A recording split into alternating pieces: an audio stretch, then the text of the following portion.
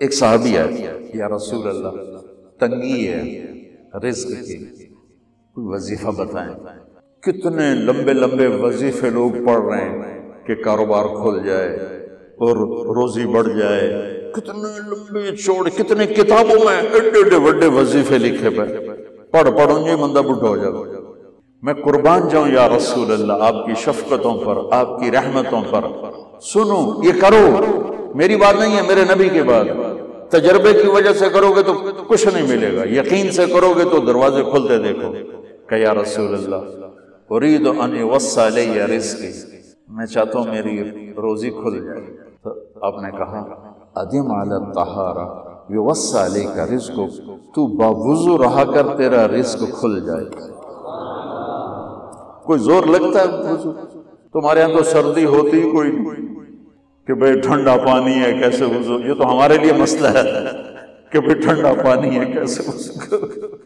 وہ ہمارے گاؤں کا مراسی مجھے مل گیا، میں نے کہا چل نماز پڑھے گی، نہیں جی میاں جی سردی بڑی نہ لے جاؤں، سردی بڑی، مراسیوں کو سردی زیادہ لگتی، میں کہا نہیں آج تک نماز پڑھا کے چھڑنا ہے۔ میں اس کو لے کے جب وہ ٹوٹی پہ بیٹھا نا، جو ہی ہاتھ پہ پائیں، اوہ حالے او ٹھنڈا پانی، اوہ حالے او ٹھنڈا پانی۔ تمہارے لیے تو یہ مسئلہ بھی نہیں کہ ٹھنڈا پانی۔ میرے نبی کی یہ سارا مجمع لے لیں، یہ اوپر مستورات لے لیں، ادم علی الطہارہ یوسع علیک رزقک، میرے نبی نے فرمایا باوضو رہنا شروع کر دے، اللہ تیرا رزق کھول دے گا۔ اب یہ اللہ رسول کی آپس کی بات ہے تو میری بات ہوتی تو دیوار پہ مارو، تجربہ کرو۔ نبی کی بات کو تجربہ کر کے نہیں کرتے، یقین کے ساتھ کرتے ہیں۔ ادم علی الطہارہ یوسع علیک رزقک، باوضو رہا کر۔ اچھا باوضو رہنے کے اور فائدے، اللہ پیار کرتا ہے، شیطان ڈرتا ہے، اور وضو ہوگا تو نماز آپ ہی پڑھی جائے گی، چلو یار وضو ہے 4 فرض ہی پڑھ لگے۔ ایک صحابی ہے، یا رسول اللہ تنگی ہے رزق کے، کوئی وظیفہ بتائیں۔ کتنے لمبے لمبے وظیفے لوگ پڑھ رہے ہیں کہ کاروبار کھل جائے اور روزی بڑھ جائے، کتنے لمبے چوڑ، کتنے کتابوں میں ایڈے بڑے وظیفے لکھے پہ، پڑھوں یہ بندہ بڈھا ہو جائے۔ میں قربان جاؤں یا رسول اللہ آپ کی شفقتوں پر، آپ کی رحمتوں پر، سنو یہ کرو، میری بات نہیں ہے، میرے نبی کی بات ہے۔ تجربے کی وجہ سے کرو گے تو کچھ نہیں ملے گا، یقین سے کرو گے تو دروازے کھلتے دیکھو۔ کہ یا رسول اللہ ارید ان یوسع علی رزقی، میں چاہتا ہوں میری روزی کھل جائے۔ تو آپ نے کہا ادم علی الطہارہ یوسع علیک رزقک، تو باوضو رہا کر تیرا رزق کھل جائے۔ کوئی زور لگتا ہے وضو؟ تمہارے یہاں تو سردی ہوتی کوئی نہیں کہ بھئی ٹھنڈا پانی ہے کیسے وضو، یہ تو ہمارے لیے مسئلہ ہے کہ بھئی ٹھنڈا پانی ہے کیسے وضو۔ وہ ہمارے گاؤں کا مراسی مجھے مل گیا، میں نے کہا چل نماز پڑھے گی، نہیں جی میاں جی سردی بڑی نہ لے جاؤں، سردی، مراسیوں کو سردی زیادہ، میں کہا نہیں آج تک نماز پڑھا کے چھڑنا ہے۔ میں اس کو لے کے جب وہ ٹوٹی پہ بیٹھا، جو ہی ہاتھ پہ پائیں، اوہ حالے او ٹھنڈا پانی، اوہ حالے او ٹھنڈا پانی۔ تمہارے لیے تو یہ مسئلہ بھی نہیں کہ ٹھنڈا پانی، میرے نبی کی یہ سارا مجمع لے لو، یہ اوپر مستورات لے لیں، ادم علی الطہارہ یوسع علیک رزقک، میرے نبی نے فرمایا باوضو رہنا شروع کر دے، اللہ تیرا رزق کھول دے گا۔ اب یہ اللہ رسول کی آپس کی بات ہے تو میری بات ہوتی تو دیوار پہ مار دو، تجربہ کرو۔ نبی کی بات کو تجربہ کر کے نہیں کرتے، یقین کے ساتھ کرتے ہیں۔ ادم علی الطہارہ یوسع علیک رزقک، باوضو رہا کر۔ اچھا باوضو رہنے کے اور فائدے، اللہ پیار کرتا ہے، شیطان ڈرتا ہے، اور وضو ہوگا تو نماز آپ ہی پڑھی جائے گی، چلو یار وضو ہے 4 فرض ہی پڑھ لو گے۔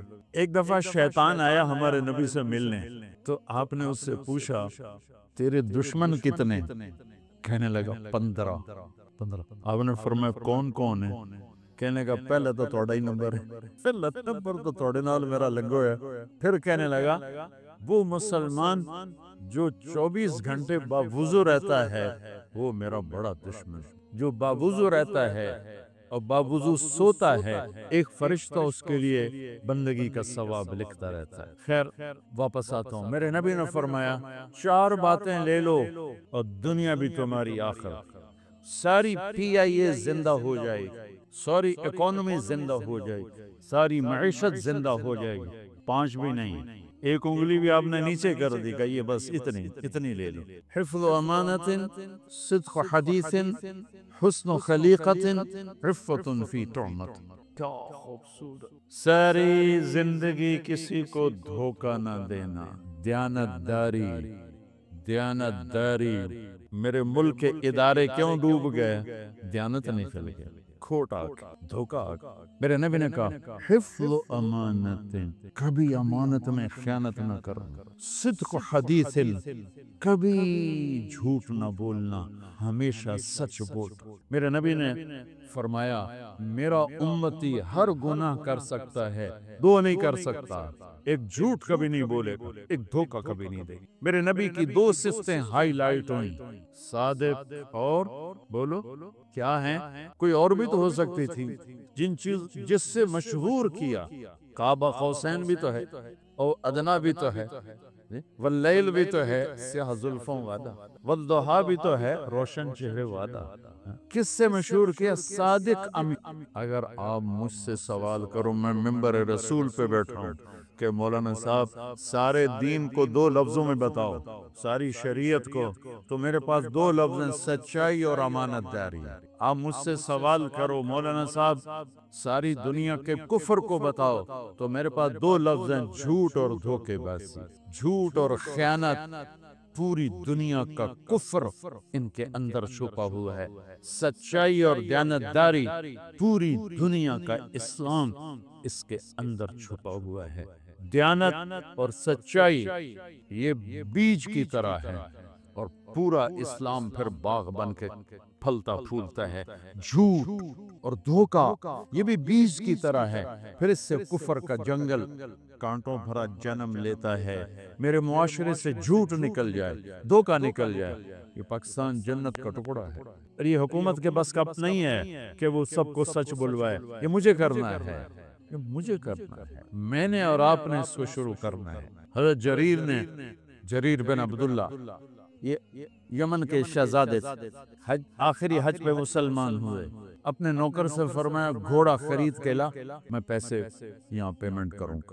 وہ منڈی میں گیا، 300 روپے کا گھوڑا لے کر آیا۔ جب انہوں نے گھوڑوں کو دیکھا تو قیمتی تھا، مالک کو پتہ نہیں تھا، اور یہ گھوڑوں کی نسل کے پہچاننے والے اس سے کہنے لگے تیرے گھوڑے کے 400 کر دوں؟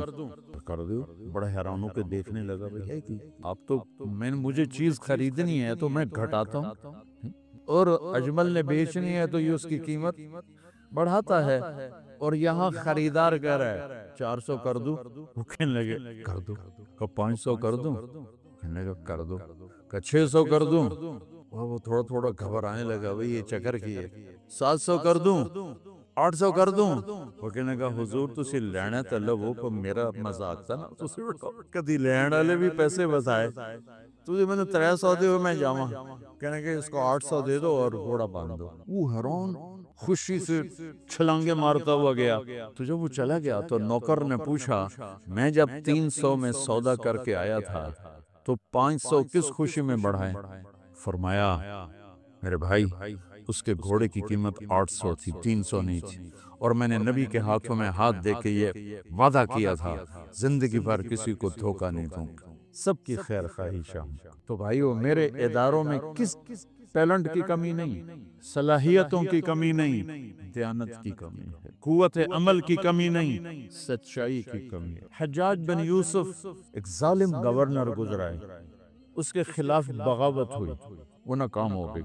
تو کوفہ میں ایک بزرگ رہتے تھے، ان کے بیٹے اس بغاوت میں شریک تھے، وہ چھپتے چھپاتے کئی سال کے بعد واپس آتے۔ ابن خراش ان کا نام تھا، ان کی سچائی مشہور تھی کہ ابن خراش جھوٹ نہیں بولتا۔ حجاج کو پتہ چل گیا CID سے کہ آ گئے، تو اس نے کہا آج ابن خراش کا امتحان ہوگا، اس کو کھانے پہ بلایا، عنوان ہی نہیں بنایا تفتیش کا، کھانے پہ بلایا اور کھانا شروع ہو گیا۔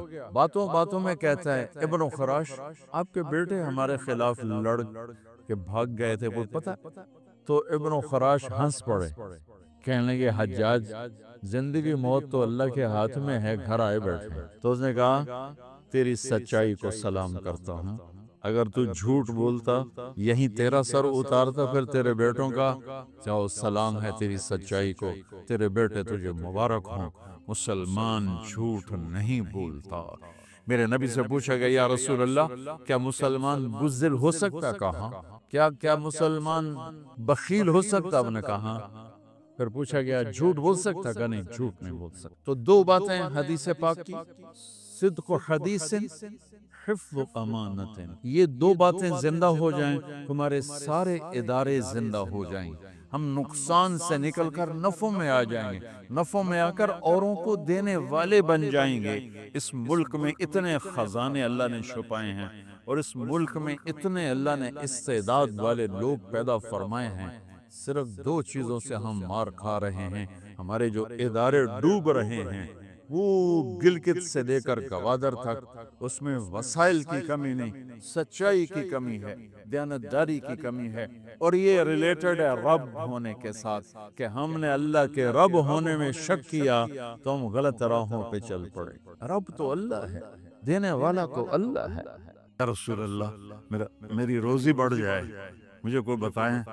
ایک تو یہ جو سوشل میڈیا پہ ہے نا وظیفے بتانے والے، لتران دے لائق ہے، لتران دے، یہ نامراد ادھر لے جاتے ہیں جدھر نہ میرے نبی نے بتایا نہ میرے اللہ نے بتایا۔ میرے نبی نے کوئی لمبی تسبیح نہیں بتائی، 1000 واری اے پڑھتے، 1000 واری اے پڑھ، ہکٹن چاہتے پڑھ، یہ سب کم وقت مال کماؤ ہیں، یہ پیسے بنا رہے ہیں، ان کے پاس تم سے ہم سے زیادہ پیسے ہوتے ہیں۔ ایک وظیفہ اور بتاتا ہوں، جو یہ چاہے اس کی عمر لمبی ہو اور اس کا رزق زیادہ ہو، قناعت والی زندگی سیکھو، نماز سے رزق بڑھتا ہے۔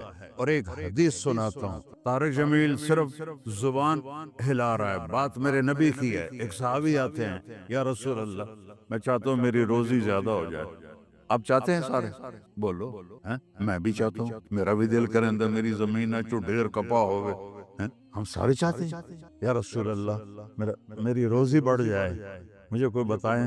ایک تو یہ جو سوشل میڈیا پہ ہے نا وظیفے بتانے والے، لتران دے لائق ہیں، لتران دے، یہ نامراد ادھر لے جاتے ہیں جدھر نہ میرے نبی نے بتایا نہ میرے اللہ نے بتایا۔ ایک تو ان کو سننا چھوڑ دو، میں اپنے نبی کا وظیفہ بتا رہا ہوں جو ہر آدمی، ہر مرد عورت کر سکتا ہے، چھوٹا بڑا بوڑھا جوان۔ یا رسول اللہ میری روزی بڑھ جائے، آپ نے کیا کہا؟ ادم علی الطہارہ یوسع علیک رزق، با وضو رہا کر تیرا رزق بڑھ جائے۔ میرے نبی نے کوئی لمبی تسبیح نہیں بتائی، 1000 واری اے پڑھتے، 1000 واری اے پڑھ، ہکٹن چاہتے پڑھ، یہ سب کم وقت مال کماؤ ہیں، یہ پیسے بنا رہے ہیں، ان کے پاس تم سے ہم سے زیادہ پیسے ہوتے ہیں۔ نہ یہ اس چکر میں پڑھو کہ جادو ہو گیا، یہ نو پھرولو جادو ہو گیا، سایہ ہو گیا۔ بھائی کتھے سایہ ہے، کتھے اتنے جادوگر پیدا ہو گئے بے ہر ویلے پھوکی جاننے دے تو تباہ کیتی جان دے۔